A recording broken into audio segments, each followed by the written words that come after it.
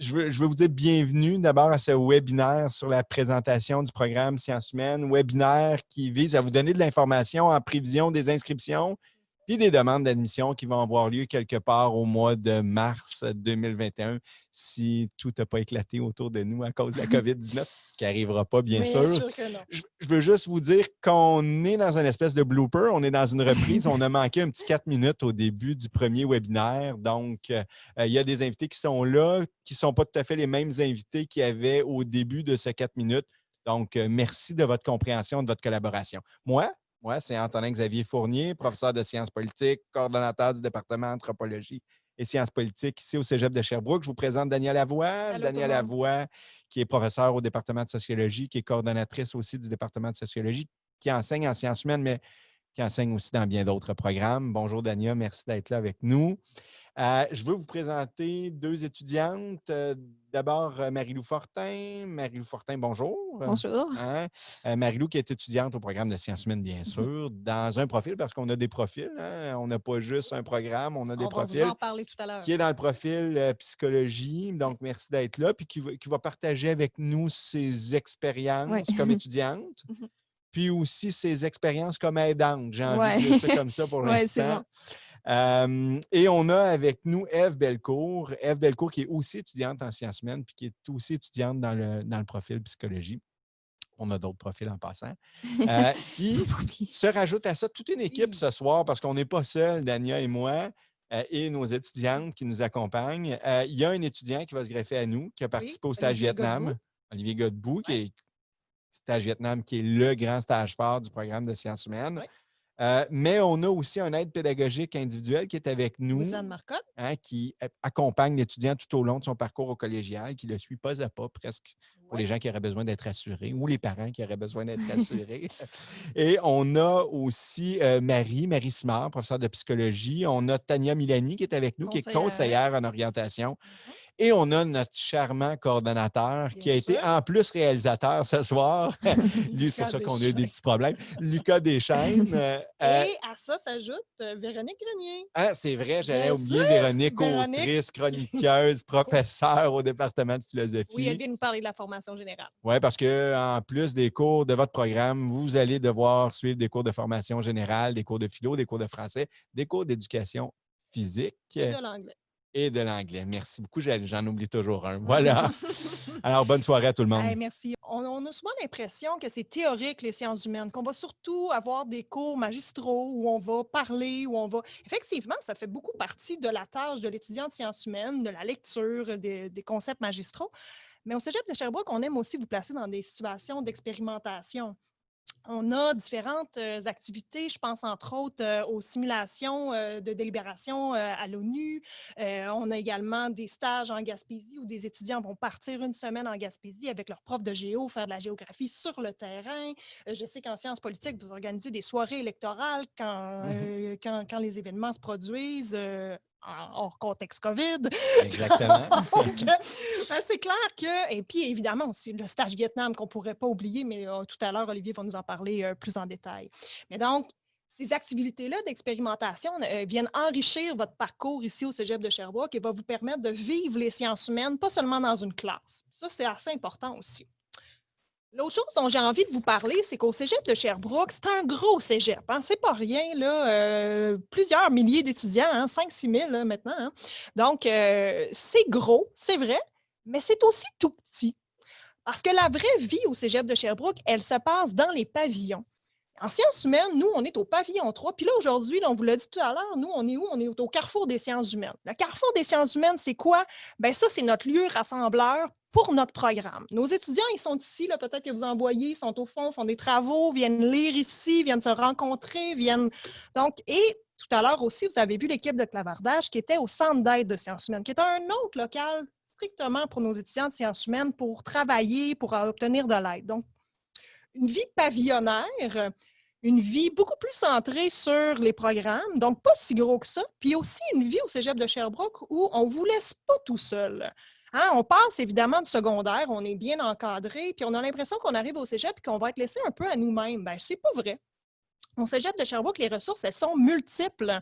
On a un aide pédagogique individualisée. Là, Louisanne Marcotte, tout à l'heure, vous en parlera peut-être plus en détail. On a des conseillers d'orientation, qui sont un service Une équipe gratuit, d'encadrement. une équipe d'encadrement.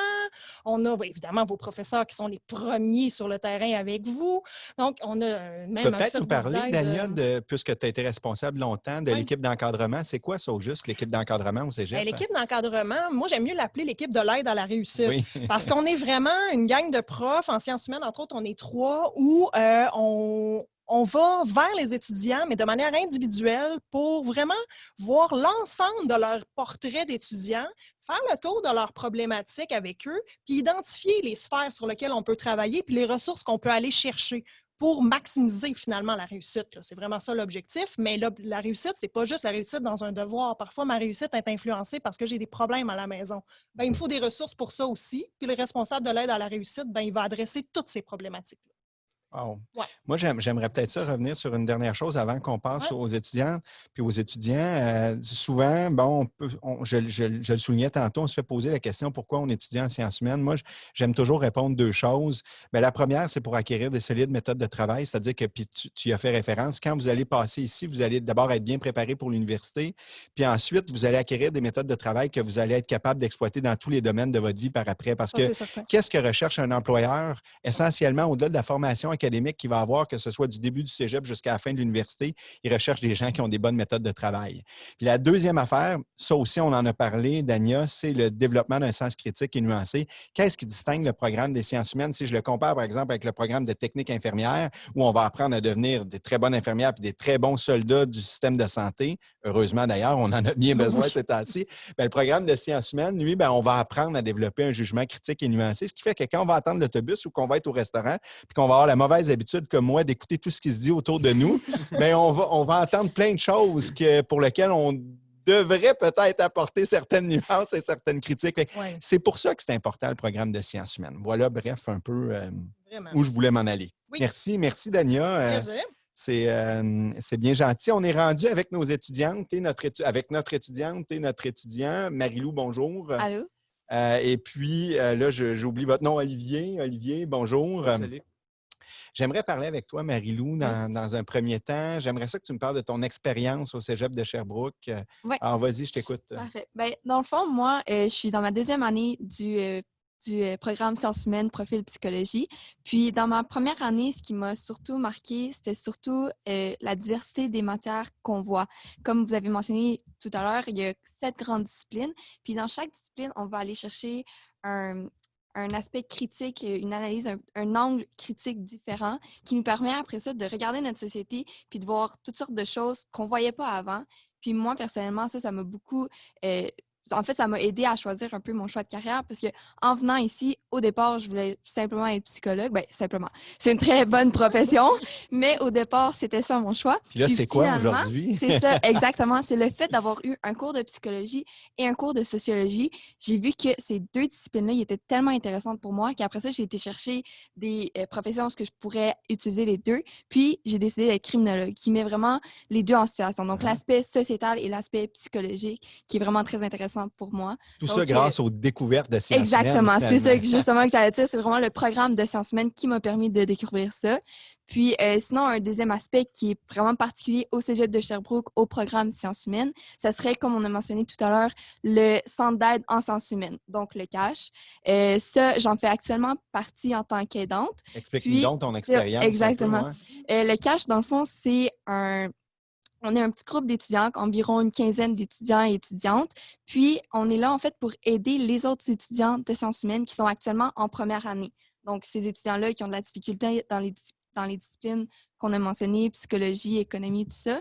Nous, on est là pour les aider puis leur apporter une aide que peut-être que les professeurs ne peuvent pas leur donner ou qui ne sont pas à l'aise d'aller chercher auprès du professeur, ce qui est quand même très intéressant. Le rapport d'aide est différent. On est vraiment on est un étudiant avec un autre étudiant. On parle d'expérience. On l'a vécu l'année d'avant. C'est vraiment pas loin dans notre mémoire. Donc, on est très apte à aider les étudiants de première année. Si je ne me trompe pas, Marie-Lou, en plus, vous êtes pairer ou Oui, jumeler avec des étudiants qui ont déjà suivi le cours dans lequel vous demandez une aide, hein? C'est oui, un peu comme ça que ça se exactement. passe? OK. Donc, par exemple, si moi j'étais une étudiante de première année, puis que dans mon cours d'économie, j'avais vraiment de la difficulté, puis à chaque fois il y avait des travaux, puis c'était difficile, j'ai de la misère à comprendre la matière, je peux simplement aller au centre d'aide, aller demander un parrainage, comme on appelle comme ça. Puis, ce que ça fait en sorte, c'est qu'on va trouver un étudiant qui est particulièrement doué en économie, qui a bien réussi son cours, puis tout ça, qui est particulièrement apte à nous aider pour cette matière. Puis, on peut céduler des rencontres à chaque semaine ou une fois ou 2 semaines, ou simplement quand il y a des examens ou des travaux à remettre. Rendu là, c'est vraiment à l'étudiant de choisir qu'est-ce qu'il a de besoin. Mais tu vois, Marie-Lou, ça, tu fais ça, puis par pur bonheur? Non, en fait, Est-ce que on ça te donne pourrait. un crédit de cours? Oui, exactement, OK. c'est ça. C'est que on pourrait le faire par pur bonheur si on voulait se rajouter une charge de travail supplémentaire, mais évidemment, au cégep, on est assez occupé, c'est des grosses sessions, c'est chargé parce que c'est assez compact les sessions, ce qui fait que on a des cours complémentaires à faire. Puis au lieu d'aller faire, mettons, un cours de danse que ça vous tente pas tellement de faire, vous pourriez, si vous vous faites recommander par des professeurs, faire partie du cash. Donc, vous êtes là 3 heures par semaine, vous aidez les étudiants, puis ça vous donne un crédit pour un cours. C'est vraiment une super expérience. Oui, Moi, puis c'est moi, ça, c'est qu'on Marie-Lou, a une expérience en moi, plus. Marie-Lou, si tu permets, j'aimerais ça t'entendre sur la grande autonomie que vous avez lorsque vous arrivez dans les études collégiales en Ouais. comparaison du secondaire, par Mhm. exemple. C'est quoi ce défi-là? Comment tu l'as Ouais. vécu, ce défi-là? Parce que ça peut inquiéter peut-être Mhm. certains de nos futurs étudiants qui arrivent d'un monde très, très organisé, le Mhm. secondaire, hein, puis c'est une bonne Ouais. chose Ouais, d'ailleurs, non, c'est ça. à un monde beaucoup plus libre Mhm. soudainement Ouais. quand ils arrivent au cégep. C'est un défi quand même, Ouais, hein? c'est sûr. C'est sûr que c'est un défi, puis ça prend beaucoup d'autonomie puis de contrôle pour vraiment comme planifier nos devoirs, nos études. Quand c'est le temps de faire les devoirs, il faut les faire. Tu sais, on peut pas se dire ouais, je vais le faire dans 3 jours, puis finalement, on a 5 travaux à faire dans 3 jours. Je pense qu'Olivier est vraiment Puis là, d'accord avec toi. puis là, c'est ça, rendu là, ça marche plus. Donc, c'est sûr qu'il faut vraiment être organisé, il faut être responsable. Puis, tu sais, oui, les profs sont disponibles pour nous aider, mais il ne faut pas oublier qu'eux aussi ont beaucoup de travail, eux aussi ont beaucoup d'étudiants, donc ils ne peuvent pas nous tenir la main à chaque jour, puis pour tout. Donc, c'est sûr qu'ils sont là pour nous aider, puis ils sont très disponibles. On peut toujours aller voir dans les bureaux, poser une question, aller chercher Toujours. de l'aide. C'est très particulier. Merci, Dani. On se promène dans le pavillon 3, on voit les professeurs, les portes de bureau sont ouvertes, on peut aller leur parler durant leur pause. Donc, c'est sûr que les professeurs sont disponibles pour vous aider, sauf qu'il faut vraiment aller chercher la plus grande partie de l'autonomie par nous-mêmes. Il faut savoir s'organiser, planifier les travaux, planifier les choses à remettre. Donc, c'est sûr qu'il faut se préparer quelques outils. Ça peut paraître effrayant au début, mais une fois qu'on s'habitue puis qu'on rentre dedans, puis on a, comme on a dit, on a des ressources pour nous aider, des étudiants pour nous aider, les professeurs pour nous aider. Donc, Vous n'êtes pas laissé à vous-même. exactement. On s'adapte quand même assez bien quand on fait un minimum d'efforts pour être responsable. Merci, Marie-Lou Fortin, Ça me pour fait cette belle plaisir. intervention. Merci vraiment Ça me beaucoup. fait plaisir. J'aimerais ça passer maintenant à Olivier Godbout. Olivier Godbout qui a terminé son DEC en sciences humaines et qui a participé à une activité, je dirais, particulièrement formatrice au Cégep de Sherbrooke, qui est le stage Vietnam. Stage Vietnam qui a toute une structure là, à la fois pédagogique et organisationnelle.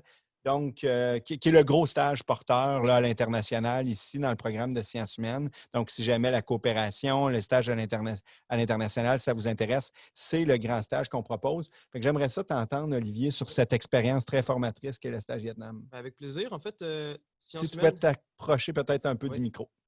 de base, sciences humaines, c'est vraiment un beau programme, mais selon moi, ce qui met la touche le plus à sciences humaines, c'est vraiment le stage Vietnam que sciences humaines offre. Puis mon expérience avec le stage Vietnam, c'est vraiment une expérience unique que j'ai vécue. C'est une aventure, en fait, qui m'a marqué à vie. Puis principalement pour plusieurs raisons, mais principalement pour les rencontres que j'ai pu faire avec le stage, que ça m'a permis de faire. Entre autres, juste les stagiaires de base, quand on s'inscrit au stage, on est une vingtaine d'étudiants seulement qui est choisi. Puis c'est 20 étudiants, chacun est différent l'un de l'autre, des personnalités différentes, mais tout le monde a la même passion du voyage, d'apprendre l'aventure. de l'aventure, d'apprendre Ouais. une nouvelle culture, de donner un petit plus à notre session, mettons. Puis, fait que chacun apporte chacun apporte quelque chose à quelqu'un d'autre. Puis tout le monde est là pour s'entraider. On passe à mon année, on avait 3 cours semaine du stage Vietnam consacré. Fait qu'on était les 20 étudiants, 3 cours chacun. C'est ça, hein, la formule, c'est sur un an, vous avez des cours Ouais. en concentration, si on veut, là, stage Vietnam. Là. C'est ça, mettons les cours de politique consacrés seulement au Vietnam, qu'on apprend la politique du Vietnam ensemble. Fait qu'on a plusieurs travaux à faire. Des fois, c'est difficile, plus que d'autres, mais tout le monde est là pour s'entraider. Fait que ça l'aide. Les autres rencontres que j'ai faites, c'est les professeurs. Tous les professeurs de sciences humaines, je crois qu'ils sont exceptionnels, mais les professeurs de sciences humaines, du stage Vietnam, ça a été plus que des professeurs pour moi. Ça a été C'est quasiment des une amis. rencontre. C'est une rencontre vraiment. Il y a des liens humains qui se créent. Oui, Là.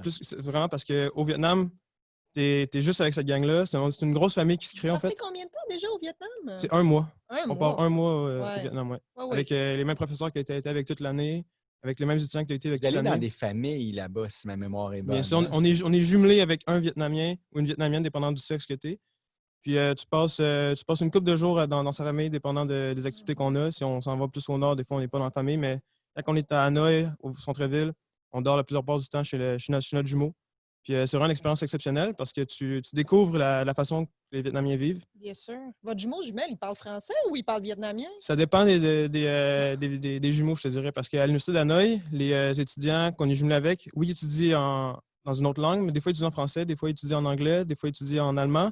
Fait que tu sais pas sur qui tu vas tomber. La plupart du temps, ils parlent français. Moi, j'ai été chanceux. Mon Vietnamien parlait très, très bien français. C'était un de ses meilleurs. Mais il y en a avec qui parlaient pratiquement pas anglais, puis ils parlaient juste vietnamien. Puis pour certains, ça a été plus utile que d'autres parce que tu n'as pas de façon de communiquer avec eux. Puisque, oui, on peut apprendre le vietnamien, mais c'est pas facile des fois. Puis, Puis Olivier, peut-être, pourrais-tu nous dire pour l'anecdote, comment ça se traverse une rue à Hanoï? tu t'arrêtes pas. Tu regardes un peu de chaque côté, tu avances, puis c'est ça. Puis les voitures, finalement. Ouais, il y a plus de scooters que de voitures, je te dirais. Tu croises les doigts de te ouais. rendre de l'autre côté. Je pourrais vous en parler pendant des heures du stage Vietnam, là, si vous voulez, mais on manque de temps un peu. Mais c'est ça. Fait que ce qui fait vraiment le stage Vietnam incroyable, c'est entre autres les rencontres que tu peux faire, les paysages qu'on rencontre, que ce soit juste les ruelles qu'on voit qui sont tellement courtes qu'il y a un scooter qui passe, puis tu essaies de travailler le trafic, comme tu parles, où est-ce que c'est incroyable, puis c'est complètement hors d'ici. Là, mais, Olivier Godbout, ex-étudiant diplômé en sciences humaines, ex-diplômé aussi du stage Vietnam. Merci beaucoup pour ce témoignage. Je vais passer tout de suite à notre coordonnateur, Dania, Lucas Deschaines, qui est juste à côté de nous, vous ne le voyez pas, mais qui est dans le chat room finalement pour des questions. Si vous avez des questions, vous pouvez les envoyer dans la zone de clavardage. Donc, Lucas, je te passe la parole. Louise-Anne, est-ce que tu as une ou deux questions à partager avec nous pendant que tu étais dans le clavardage? Oui, il y a des questions par rapport au préalable requis pour entrer en sciences humaines, puis savoir si c'est bien contingenté. Je rassure les étudiants, les futurs étudiants là-dessus. Il n'y a pas de préalable comme tel. Ça prend un DES, à part pour le profil administration qui demande des mathématiques de 5e secondaire, SN ou TS5. Mais sinon, c'est quand même assez facile d'être admis et de pouvoir rentrer dans le programme.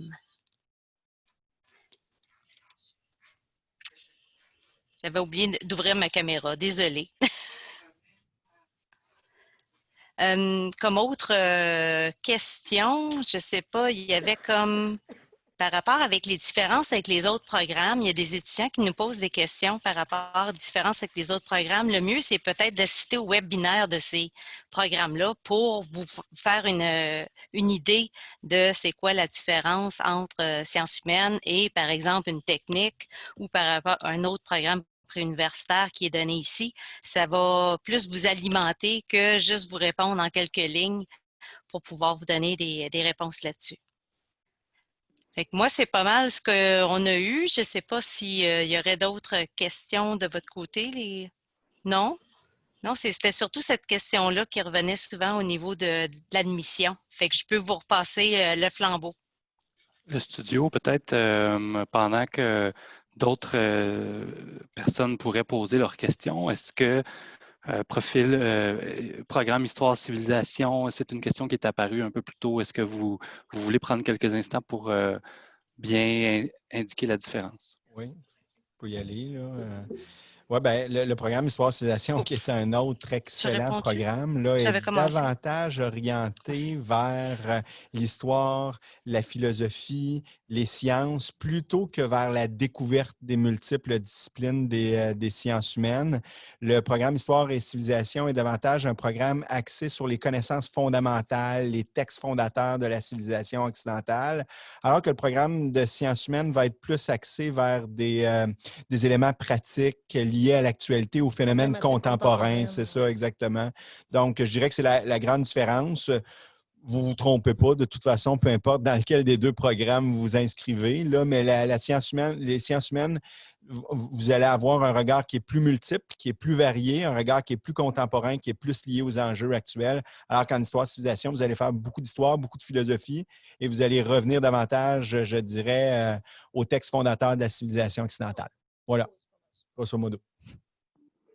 Peut-être une question pour nos étudiants, là, les frais d'études, là, les frais de scolarité, puis combien ça coûte une session au cégep?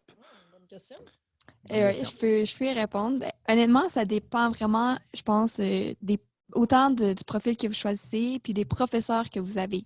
Parce que moi, par exemple, je suis en psychologie, puis c'est quand même connu souvent que les professeurs de psychologie vont nous demander d'acheter des gros manuels avec beaucoup de théories à l'intérieur. Puis ça, moi, j'ai été chanceuse. Les 2 professeurs que j'ai eu à date, ils nous ont pas demandé d'acheter des manuels. Donc, ça va vraiment varier de session en session. Mais les programmes de sciences humaines, c'est pas très coûteux pour les manuels, les cahiers, tout ça. Donc, je dirais peut-être un 300-400 $ de manuel, puis les autres frais extérieurs, là, mais c'est vraiment un approximatif. Moi, j'ai des sessions qui m'ont pas coûté plus que 250 de manuel. Donc, ça peut vraiment être pas si pire que ça, dépendamment des professeurs. Puis, comme tel, vous le savez, là, il n'y a pas de frais de scolarité à proprement parler pour le secteur collégial. Il y a des frais afférents, c'est-à-dire que vous allez devoir débourser, oui, de l'argent à chacune des sessions, techniquement, mais c'est des montants qui sont là, davantage symboliques que réels. Là. J'aime pas utiliser le mot symbolique là, parce que, bon, ça peut varier, là, mais c'est quand même un montant qui peut varier. Là. Je ne connais pas le montant exact, là, mais ce n'est pas des gros montants pour les frais d'inscription à proprement parler. Oui, non, c'est ça. C'est vraiment pas si peu. Puis comme souvent, je sais que moi, quand j'étais au secondaire et que je m'en allais au cégep, ce que j'entendais souvent, c'était les manuels. Tu sais, on entendait des gens qui étaient comme 700 $ de manuel, ça va coûter cher. Ça.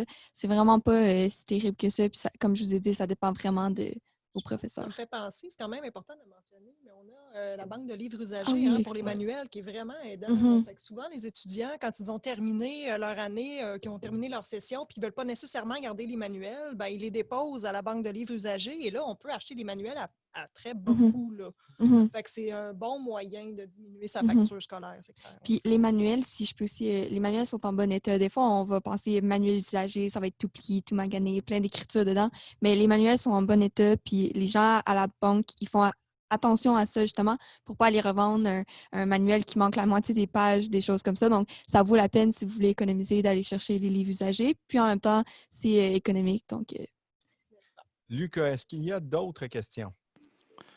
Notre équipe de clavardage est en feu, là, je vous dirais. Les questions se répondent en même temps que vous continuez de parler par l'équipe de clavardage. Wow. Mais ceci dit, peut-être 2 choses là, qui ressortent en ce moment dans les questions. L'intérêt pour les profils, qu'est-ce que le profil psycho a différent ou les autres profils? Puis quel programme universitaire est-ce qu'on se dirige ou quel métier on se dirige à travers les sciences humaines? Commençons peut-être par les profils.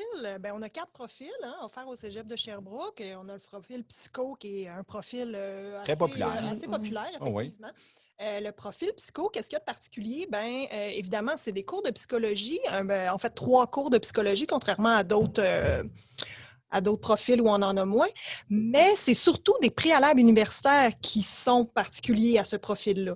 On va avoir un 2e cours de méthode quantitative qui va venir être un préalable universitaire pour rentrer en psycho, puis également un cours de biologie. Ces 2 cours-là, c'est vraiment des préalables qui servent à l'entrée dans la discipline psychologie à l'université. Fait que c'est surtout la couleur de ce profil-là, puis évidemment une petite teinte un peu plus avec un 3e cours de psychologie. Sinon, on a également le profil international. Peut-être que lui, tu voudrais le présenter. Oui, bien, le profil international, évidemment, vous allez avoir 3 cours de sciences politiques, vous allez avoir des cours d'économie, dont un cours d'économie internationale. Bref, c'est un profil qui est axé davantage sur l'étude des problématiques dites internationales, donc les relations entre pays, les conflits, les relations économiques internationales. Donc, pour tous les étudiants là, qui se dirigent vers des carrières en droit, qui veulent se diriger vers des carrières liées à la coopération, liées au domaine politique, c'est un profil qui peut être intéressant pour eux. Je dis qu'il peut parce que, Dania, on le sait, peu importe le profil que vous allez choisir, essentiellement, vous allez avoir les mêmes débouchés universitaires. Donc, moi, j'ai envie de vous dire, puisque vous allez devoir passer 2 ans avec nous, aussi bien choisir un profil qui vous correspond le plus pour avoir du plaisir. Parce qu'on le sait, Dania, les études démontrent en général que plus on a de plaisir, plus les résultats sont au rendez-vous. La motivation, c'est un En ingrédient général. important. Et donc, on a également aussi le profil Éducation et Société québécoise, qui est une autre option. Éducation et Société québécoise, moi, je dirais que sa couleur, c'est une couleur vraiment multi. Parce que, bien évidemment, pour un étudiant qui est plus intéressé, par exemple, par les sphères de l'enseignement à l'université, la psychoéducation, travail social, ces choses-là, évidemment, va trouver son compte. Mais ce qu'il y a de bien dans ce profil-là, ce qu'il y a d'intéressant, c'est vraiment la multitude des regards. En fait, c'est probablement le profil le plus varié, qui donne le plus d'accès aux différentes disciplines des sciences humaines. Et notre dernier profil, le profil administration. Ouais. Donc, profil administration, lui également, il y a une couleur qui vient avec des préalables universitaires. Le profil administration va vous offrir des cours de mathématiques en plus et évidemment des cours d'administration. On y ajoute la discipline administration, ça va de soi, hein, sinon il ne s'appellerait pas comme ça. 2 cours d'administration en fonction de l'entreprise, entre autres. Fait qu'on lui ajoute 2 cours d'administration et évidemment, économie est aussi la discipline des sciences humaines qui est un peu plus représentée. Fait que dans ce profil-là, donc des mathématiques, des cours d'administration, des préalables qui vont vous servir à entrer dans les différentes facultés d'administration dans les universités. Sciences de gestion, comptabilité, Exactement. enfin, si vous voulez vous en aller dans ce type de programme et que vous voulez conserver une ouverture sur le monde, une vision, un sens critique, je pense que c'est probablement le meilleur profil que vous ne pouvez pas choisir. Ben, moi, je les aime toutes, Moi aussi. personnellement. Non, mais si vous voulez allier les deux, là. Mais donc, pour répondre à la deuxième question qui était, mais qu'est-ce que ça ouvre comme porte, les sciences humaines? J'ai envie de vous dire quelle porte ça ouvre pas. Donc, vous allez retrouver, je pense que Lucas s'est déposé, on verra tout à l'heure, mais donc un document avec les différents programmes que les sciences humaines vous proposent, en fait, que le passage en sciences humaines vous ouvre les portes à l'université. Moi, je suis toujours surpris, là, c'est plus de 200 programmes universitaires qui sont parmi document volumineux. Parmi les plus populaires, là. droit, administration. Pour vous donner une idée, moi, j'ai fait sciences humaines, mais je suis rentré faire un bac en mathématiques. Ah ben voilà. Juste en mathématiques, pas l'enseignement des mathématiques, juste mathématiques. Donc, ça ouvre beaucoup de portes. Ça ouvre beaucoup de portes. Voilà. Ça, c'est un cheminement un peu plus rare, mais il existe, exactement. Et tous les cheminements sont bons. Oui, absolument. Oui. Autre chose, Lucas? En fait, c'est des questions très précises qui sont posées en ce moment. Je pense qu'on va continuer de répondre aux questions très précises dans le clavardage. Je vous invite à faire le mot de la fin et tranquillement, là, je vais pouvoir mettre les courriels de personnes ressources à l'écran. Ben vas-y, écoute, Dania, pour le mot de la fin. Je veux remercier toute l'équipe qui était avec nous ce soir, sincèrement. Vraiment, Lucas, le coordonnateur, merci. qui a fait un travail exceptionnel, les gens qui sont au chat room, les étudiants qui étaient avec nous. Je veux te remercier, toi, Dania, bien sûr. Alors, vas-y moi aussi, maintenant. je te remercie, Ça me fait Antonin. Mais plaisir. j'espère qu'on n'a pas perdu le contact avec vous. Mais donc, je vous invite, si vous voulez poser d'autres questions de manière plus individuelle, à consulter les courriels de personnes ressources qui seront ajoutés à l'écran. Je vous invite également, là, on a des ateliers découvertes qui vont avoir lieu cet hiver. Inscrivez-vous, venez nous voir, venez vivre un peu le cégep de Sherbrooke. Donc, ça a été vraiment un plaisir de vous voir ce soir. Puis, je vous souhaite une super belle fin de soirée. Merci tout le monde. Merci. Bye.